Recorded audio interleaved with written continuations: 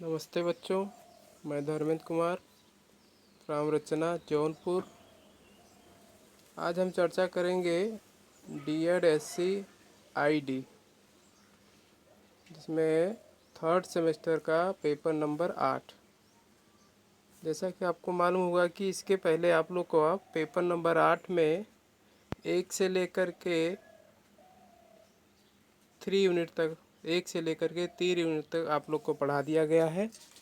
और उसके आगे आज हम आप लोग को यूनिट नंबर 4 पढ़ाएंगे। तो यूनिट नंबर 4 में है 4.1 में concept and definition of epilepsy. Concept and definition of epilepsy, जिसे हिंदी में कहते हैं मिर्गी की अवधारणा एवं परिभाषा। अब मिर्गी की अवधारणा क्या है, इसके बारे में हम लोग पढ़ेंगे। तो मिर्गी को अंग्रेजी में एपिलेप्सी कहते हैं। एपिलेप्सी शब्द ग्रीक भाषा के एपिलेप्सिया शब्द से बना है, जिसका अर्थ है दौरा या झटका आना होता है। शरीर के अन्य भागों के समान मस्तिष्क में भी रचनात्मक कोशिकाएं होती हैं, जिन्हें हम न्यूरॉन्स कहते हैं। मस्तिष्क की इन कोशिकाओं में विद्युत संकेत या धारा पैदा करने की क्षमता होती है। इन्हीं विद्युत संकेतों के माध्यम से शरीर के दूरस्थ भागों से विभिन्न संकेत भेजे जाते हैं। हमारे शरीर में न्यूरॉन्स में आई हुई विद्युत चुंबकीय कमी के कारण ही हमें मिर्गी के झटके महसूस होते हैं। ठीक है। इसके बाद हम लोग देखेंगे कि मिर्गी की परिभाषा क्या है। मिर्गी की परिभाषा, डेफिनेशन ऑफ एपिलेप्सी। मिर्गी की परिभाषा, तो मिर्गी एक ऐसी विद्युतीय गड़बड़ी है जो मस्तिष्क के विभिन्न कोशिकाओं से निकलने वाली अनियमित आवेशों के कारण उत्पन्न होती है। ये विद्युत आवेश अचानक एवं बार बार होते हैं। इसी प्रकार नेक्स्ट में हम पढ़ेंगे, फिलहाल इसमें पूछा नहीं है लक्षण और प्रकार के बारे में, लेकिन फिर भी इसमें हम लोग आप लोग को पढ़ाया जा रहा है कि लक्षण क्या होते हैं मिर्गी के और प्रकार क्या है।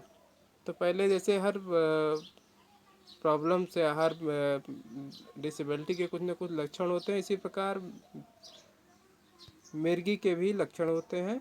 तो मिर्गी के लक्षण क्या हैं, आइए हम पढ़ते हैं। तो पहला है मिर्गी के लक्षण निम्नलिखित होते हैं। पहला है व्यक्ति अचानक जमीन पर गिर पड़ता है और उसके शरीर तड़पने लगती है।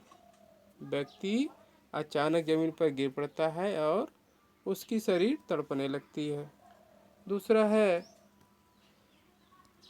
रोगी की शरीर में ऐंठन एवं तनाव होने लगता है। अर्थात रोगी जब किसी व्यक्ति को दौरा आता है तो उस समय उस व्यक्ति के शरीर में ऐंठन एवं तनाव होने, उनकी मांसपेशियों में तनाव एवं ऐंठन होने लगता है। नेक्स्ट है रोगी के मुंह से झाग निकलने लगता है। अर्थात जब व्यक्ति को दौरा आता है तो उस समय व्यक्ति के मुंह से क्या निकलने लगता है, झाग निकलने लगता है। ठीक है। नेक्स्ट है कि रोगी प्रातः बेहोश हो जाता है। अर्थात इसके जो नेक्स्ट लक्षण है कि रोगी प्रातः बेहोश हो जाता है। ठीक है। नेक्स्ट है रोगी अपनी भाव भंगिमा को कुछ क्षण के लिए खो देता है। रोगी अपनी भाव भंगिमा को कुछ क्षण के लिए खो देता है। अर्थात जब व्यक्ति को दौरा आता है तो उस समय वह क्या होता है कि वह कुछ समय के लिए अपनी भाव भंगिमा को खो देता है। अर्थात उसको कुछ पता नहीं होता है कि हमारे साथ क्या हुआ है। नेक्स्ट है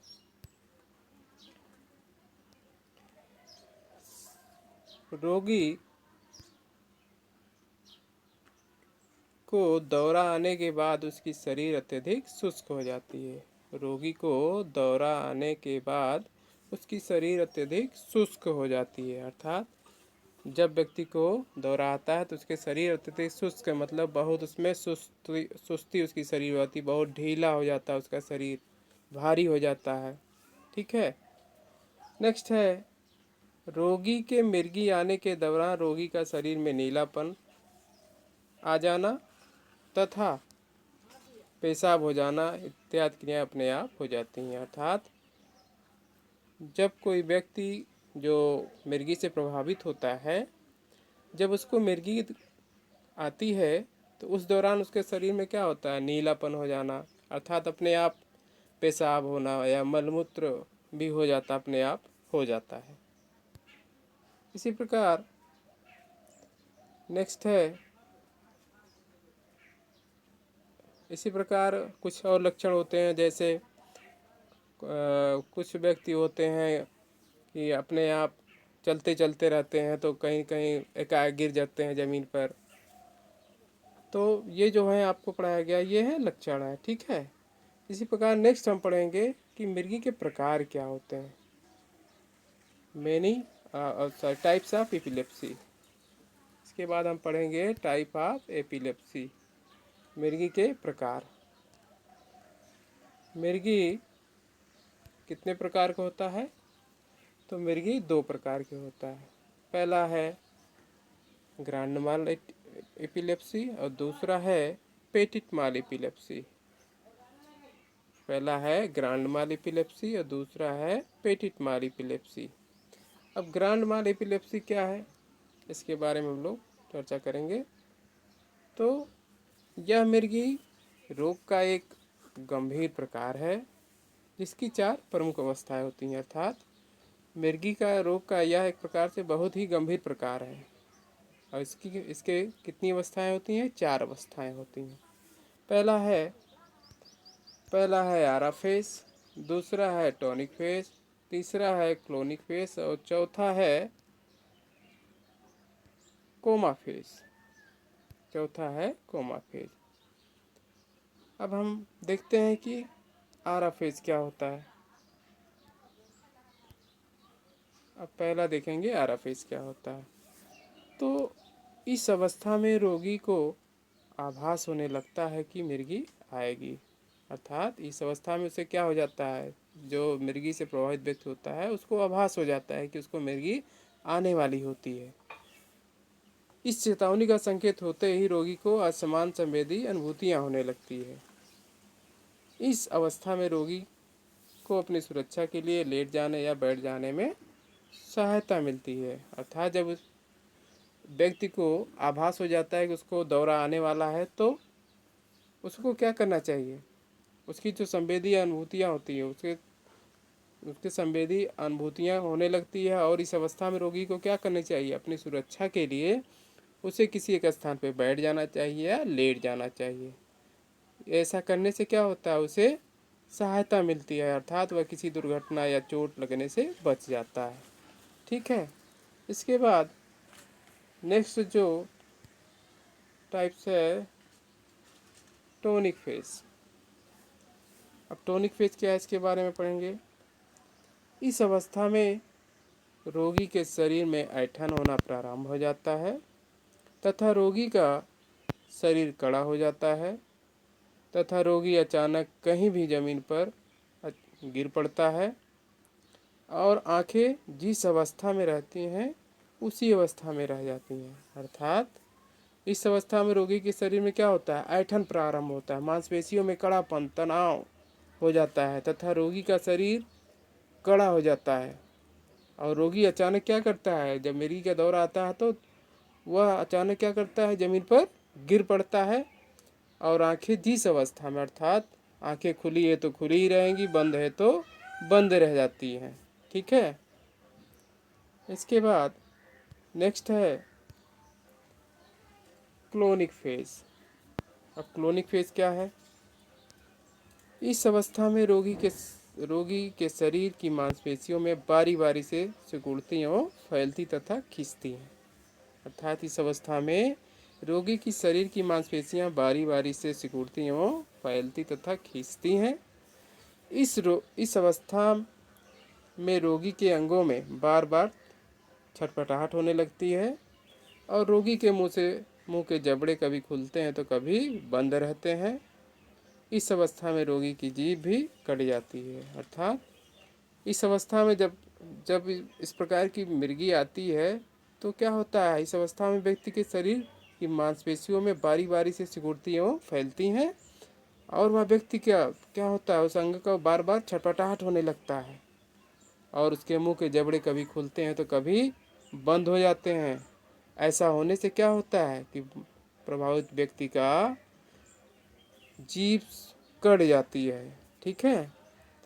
नेक्स्ट है, लास्ट है इसमें जो कोमा फेस। लास्ट है कोमा फेस।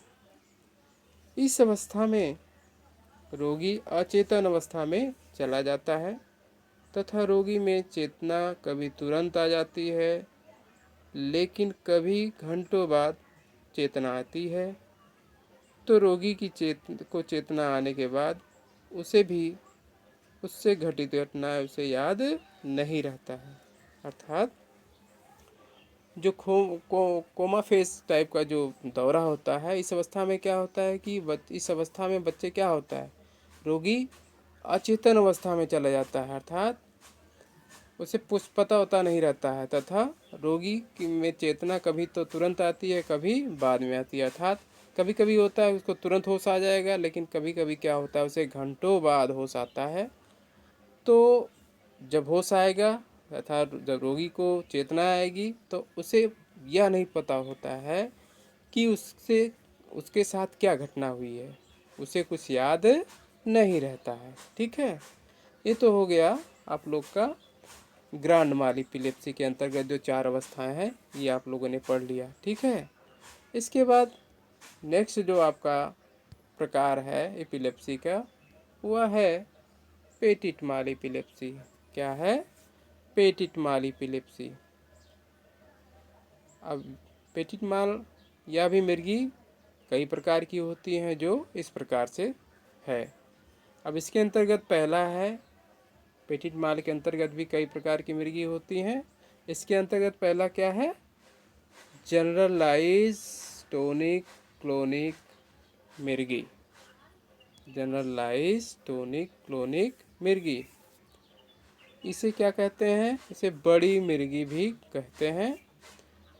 इस दौरे में व्यक्ति पूरी तरह बेहोश हो जाता है अथवा रोगी की आंखें कुछ समय के लिए खुली रह जाती हैं तथा लगता है कि वह किसी को एकटक देख रहा है।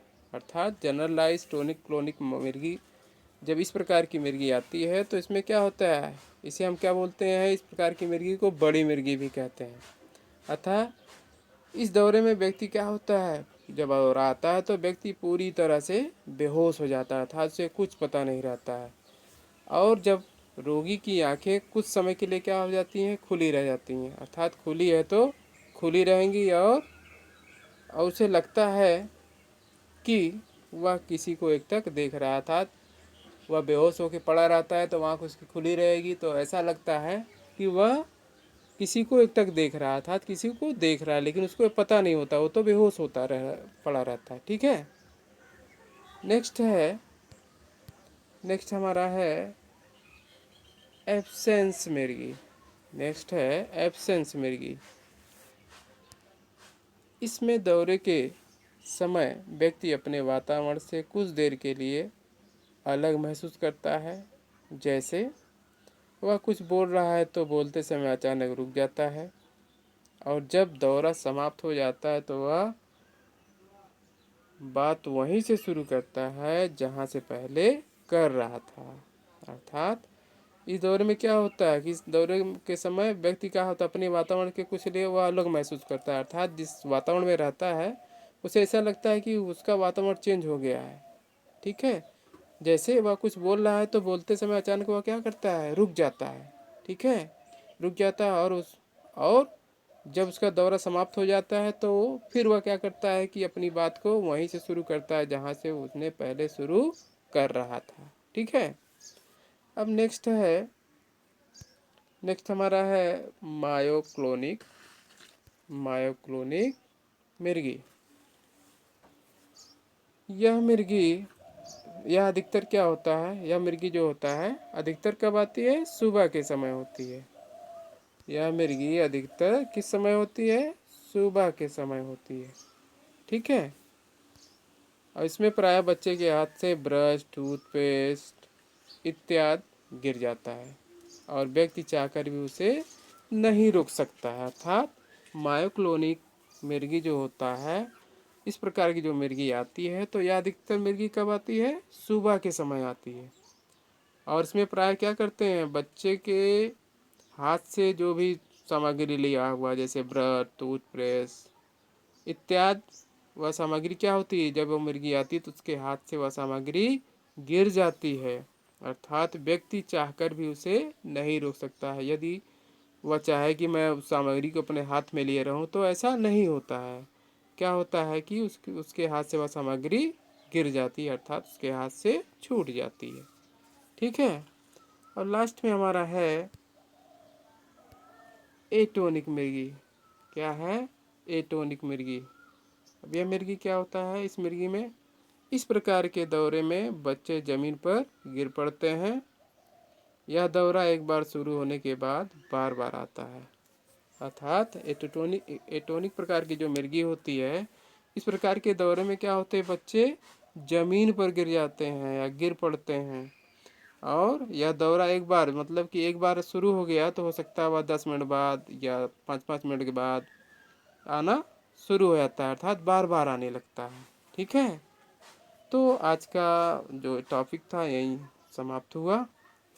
अब आप लोग बच्चों, अब आप लोग कॉपी और पेन ले लीजिए और इस जो आज आप लोग को पढ़ाया गया इस टॉपिक से संबंधित आप लोग को मैं 2 क्वेश्चन दूंगा, उसे आप नोट कर लीजिए। नोट करने के बाद आप मुझे असाइनमेंट लिख करके आप जिस ग्रुप में वीडियो भेजा गया है उस ग्रुप में अपना व्हाट्सएप के माध्यम से या जिस प्रकार के माध्यम से आप भेजिए, जिससे ये पता चले कि आपने कितना सीखा या कितना पढ़ा है, जिससे आपका मूल्यांकन हो सके। तो आप सबसे पहले अपना क्वेश्चन नोट करिए। जो पहला क्वेश्चन है वो नोट करिए। वह है, पहला क्वेश्चन है मिर्गी की अवधारणा क्या है तथा इसके लक्षण क्या होते हैं। इसको लिखिए, एक बार फिर सुन लीजिए। मिर्गी की अवधारणा क्या है तथा इसके लक्षण क्या होते हैं, इसको लिखिए। ठीक है। दूसरा क्वेश्चन नोट करिए, मिर्गी को परिभाषित कीजिए। मिर्गी को परिभाषित कीजिए तथा इसके मिर्गी के कितने प्रकार होते हैं इसका विस्तृत वर्णन कीजिए। ठीक है। एक बार और क्वेश्चन नोट कर लीजिए, सुन लीजिए। मिर्गी को परिभाषित कीजिए तथा मिर्गी कितने प्रकार की होती है, इसका विस्तृत वर्णन कीजिए। ठीक है। तो आज का टॉपिक यहीं समाप्त होता है। नेक्स्ट टॉपिक हम फिर नया टॉपिक लेके आएंगे। इसी के साथ धन्यवाद।